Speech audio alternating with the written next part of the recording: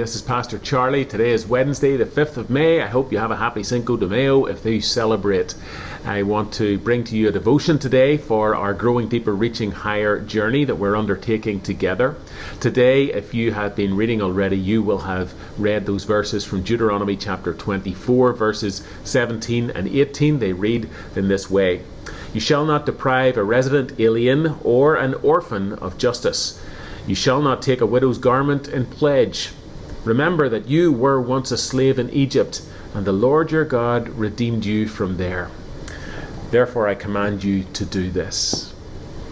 You know, the people of God, Israel, as we know them in the Old Testament, were a nation, a group of people who were called by God to be God's distinctive people in the world. You'll have heard me say that or use that phrase in sermons or in pieces that I've written in the years gone by.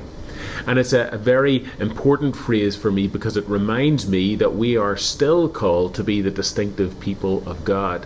That our lives, that our activity individually and together is distinguishable from the world around us. And so for Israel, that meant in a world where corruption seemed to reign, where those who were on the margins of life were taken advantage of and exploited, that Israel was to be known for treating those people differently. So for immigrants and for orphans, those at the bottom rungs of society, they were not to be exploited by Israel. Rather, they were to be cared for. They were to be welcomed in, treated with dignity, respect and love. The same for the widow. For anyone who was struggling with poverty or, as I said, who were on the margins, the job, the role, the call of Israel was to be those who treated them with utmost dignity and reflected the love of God for all people into the lives of those who are struggling. That remains to be the call on God's people to this very day.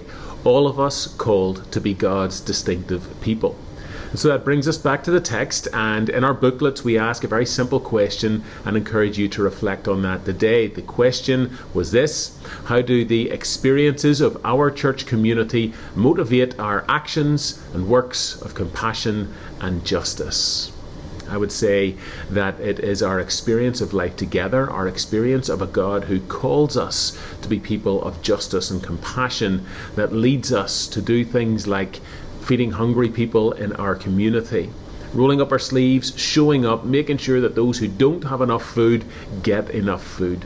Whether we show up at a food distribution event, whether we show up at Gracie's Kitchen, whether we prepare a meal at IDN, we're showing up in that way.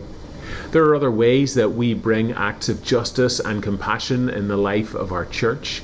Compassion shows up in the lives of those who are sick, those who are struggling with grief and bereavement.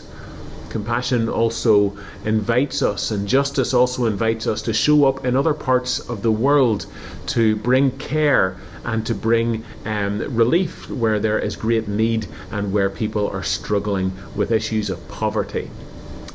And so I invite you today to reflect again upon the theme for this week, which is what I preached about on Sunday, that we're here to reach beyond ourselves. In this campaign, of course, we are talking about doing some extensive work on our own campus. But as I said on Sunday, we do all of that so that we can continue to be those who act out of mercy and compassion and justice for the others in the world around us. My friends, have a great day today. I trust that you will know God's presence with you wherever you go, and that your eyes and ears will be open and perceptive to that presence in all things. God bless you and take care.